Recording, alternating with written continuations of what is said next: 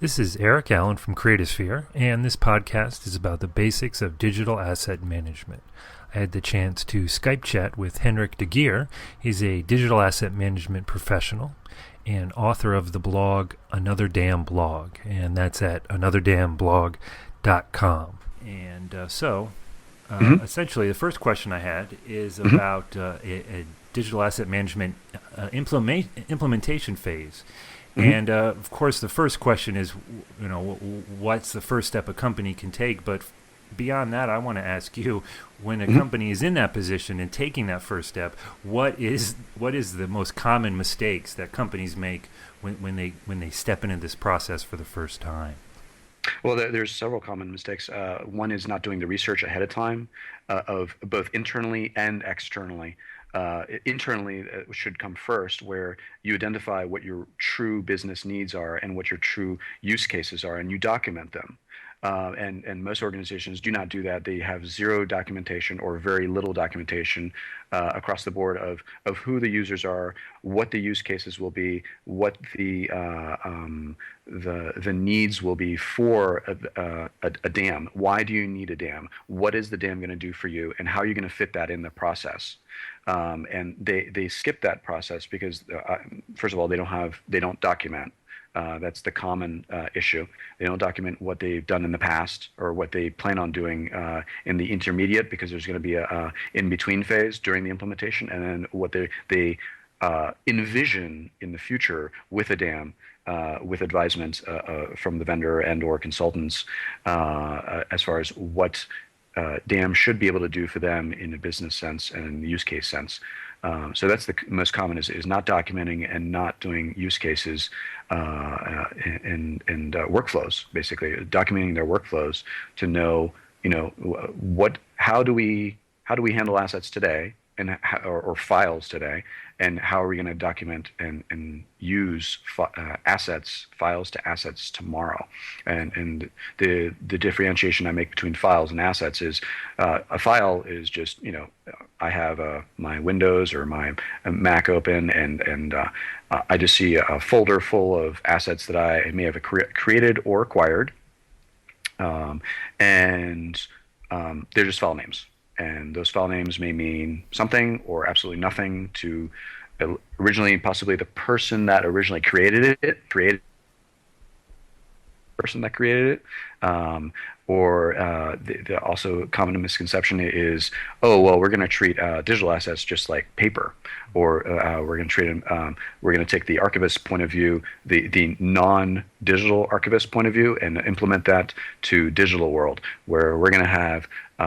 We originally had a 6-digit number to account for everything that we ever had, and we have 10 million assets, and we're going to continue using 6 digits. Okay. So you already see the complexity there. That 6 digits and 10 million assets isn't going to work. Right. Okay. What about use case? I often find that, to me it's obvious, and to you it's obvious. I often find that simple concept is a barrier. How would you baby step people through developing proper use cases? User stories, essentially. Sure. What I suggest is doing interviews of the stakeholders, as well as the true users, the people who actually are in the trenches doing the work, and the stakeholders as far as what their requirements are, so that you document all of these on paper or by email or electronically, so that it can be all culminated and filed through, preferably in a consistent manner, so that you interview the people who are actually doing the work, and you find out what their issues are, what their business needs are, that are not being met. Where the holes are, and that's where the prior DAM knowledge comes into play, because they may not know what metadata can do for them. They may not know what DAM at all could do for them, or why they even need a DAM. But you can see where the holes, where the gaps are, and that's where you document the use cases. You literally whiteboard it. Okay, step one, what do you do when you're requested to create or acquire an asset for project X or purpose X? What do you do? And then you walk it through. Who's requesting it, who's creating it, or who's acquiring it, or who's designing it, who's going to deliver, how are you going to deliver it, and you can see all those who, what, where, when, why, how processes, and find out how that's going to get done, step by step. And then you see, okay, so what happens in this nuance here where there's a gap here? Why is there a big gap in the delivery? Well, we just hand it over and throw it over a wall and somebody else handles it. Well, who's that over the wall person? It's like, oh, I don't know. I never met him. And then you can see, okay, can we streamline this? There may be massive, wheelbarrows of money being burned in certain workflows. There may be redundancies. Very often there are, because typically prior to DAM, and what I ask on a generally what I ask is, do you know? Can you find all the assets you created in the created or acquired in the last 5 years? Usually, no hands come up. How about 2 years? No. How about 1 year? And then maybe one hand will come up at a DAM conference where I ask this question. And typically, I'll ask, so do you have a DAM for that one person who raised their hand? It's like, yeah. And it's like, okay, and that's why, right? And it's like, yeah, that's the only reason why. Otherwise, that person may know what they created or acquired in the last 5 years, but they may not know what their neighbor did. And that's the whole idea behind DAM, is you share all these assets across the board because you work for the same organization. Yeah, I know this may turn on some light bulbs, but they're not your assets; they're your organization's assets, unless they're contractually someone else's. And then, do you know what rights you have to reuse that asset? Well, typically no, unless it's buried in some filing cabinet somewhere. So that information should travel with the asset. And that slowly turns on some light bulbs that all these things can get done with DAM, but it doesn't get done overnight, and the adoption takes a while because it's new, it's different, it's change management across the board, and you start with baby steps. You start with a pilot. You start with one department or one group of people, where you want these people to understand how this will change their workflow. You walk them through. You have to train them. You have to document it, because even if you give them, an hour or a day's training, it doesn't mean they're going to remember it tomorrow. So you document it, and you give screenshots if necessary. You walk them through. You give them bullet points. Okay, do you have this? Do you have checklists of what needs to get done, where this is supposed to come from, whose responsibility is what? So you have accountability. So it's not like, oh, it was somebody else's job. Oh, it's somebody else's job. And then where does the accountability fall? Who's responsible for what?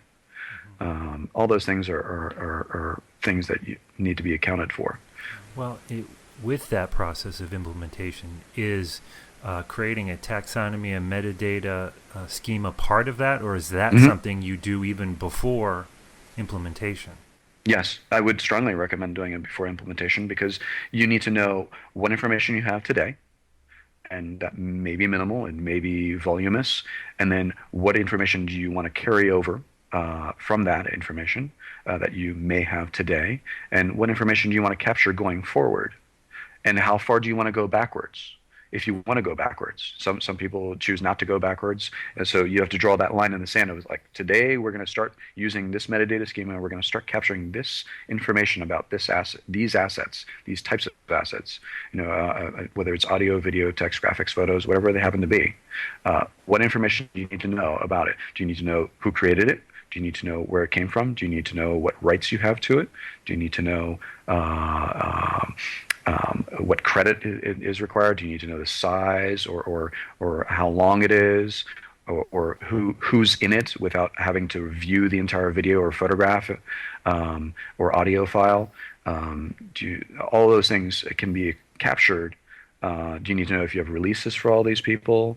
All those things can be captured, but when you end up with what you could capture versus what you really want to capture, some organizations choose to have like 400 fields of metadata, which is unrealistic, because no one's going to fill in 400 fields of metadata, and no one's going to reference 400 fields of metadata in the real world.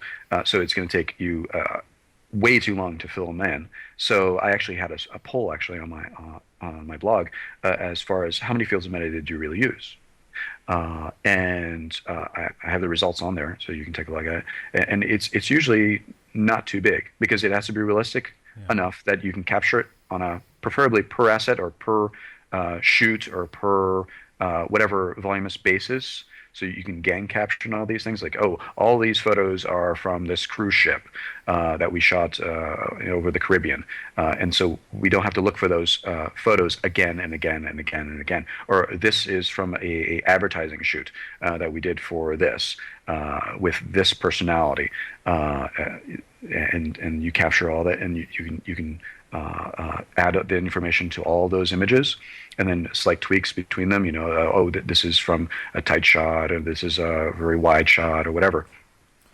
And all those things can be captured, but it's a matter of knowing what you can capture, how you're going to capture it, what format it's going to be in, because also on my blog I said, well, there's metadata standards, right? So somebody actually documented recently, I believe from the University of Indiana, somebody documented 105 different metadata standards, and there's actually more that were not even captured that are quite popular, such as EXIF and IPTC and a few others, and plus. So there's several others, but so without having to use all of them, which ones matter to you? Are you in the finance industry? Are you in the medical industry? Are you in industry? Factories where you're producing things? Are you in the service industry? Are you doing photos? Are you doing video? Are you doing audio? All those have different metadata schemas and that are possible, and different metadata formats, meaning that are transferable and that can travel with the asset sometimes, preferably. But definitely when you see the asset in the DAM, you should be able to see all the information next to it by clicking, say, one button, if even that. So you have that information. What if you're staring at a C-level executive who's trying to grapple with implementing this, and they want to know simply what's the difference between taxonomy and metadata, and why should I care about both? What would you say? So metadata is important because it's just information about the files, right? It tells you a whole variety of things. The taxonomy is the nuances within those fields. It can be. So you can say, how do you want to break that down? So instead of somebody calling it something different every single time, you have a firm way of documenting, okay, this is what we're going to call these things, and you break it down. There was actually several individuals. There's actually a book out right now called The Accidental Taxonomist, which talks about that to a degree. And there are several taxonomists that are well known out there, and they're on they're traveling around to talk about these things. Because it's important to know the taxonomy, build a taxonomy so that you don't rename the same thing over and over again. Is it a phone or is it an iPhone? Is it a cup or is it a liquid container? Is it a whiteboard, a blackboard, or a writing instrument? Is it a pen, a pencil, ink cartridge? Do you name the brand? Do you name the model, or do you name the carrier, the phone carrier? There's the taxonomy is basically the breakdown of how you want to use that information, so that it is standardized and then it is continually used, so you can search based on it without having to dive deep into creating more words to describe the same thing. Now, granted, the taxonomy will grow and will change because things do change. There's no fighting that one, because it will always change, and you just have to keep up with it.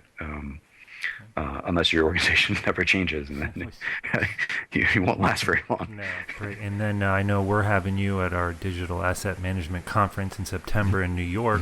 What do you got planned for us in September? So I'm going to be moderating a panel discussion with several individuals, including Dan McGraw, on the phases of DAM.